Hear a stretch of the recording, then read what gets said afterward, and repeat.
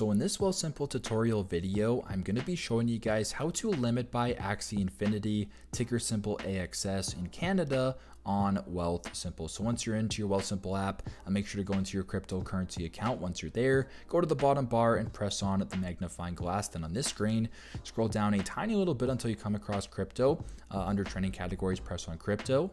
Then on this screen, scroll down until you come across AXS.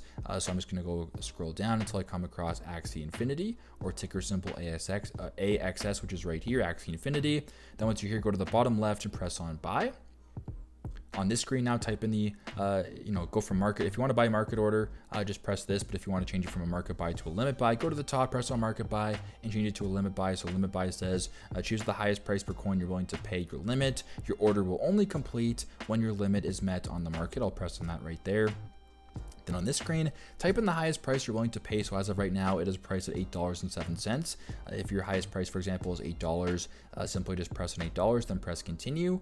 Then on this screen, type in the amount of money you wish to buy of Axie Infinity. So I'll just do $2 for this example, press on 2, then press continue. Then to confirm your purchase, go to the bottom, press on confirm order, and there you go.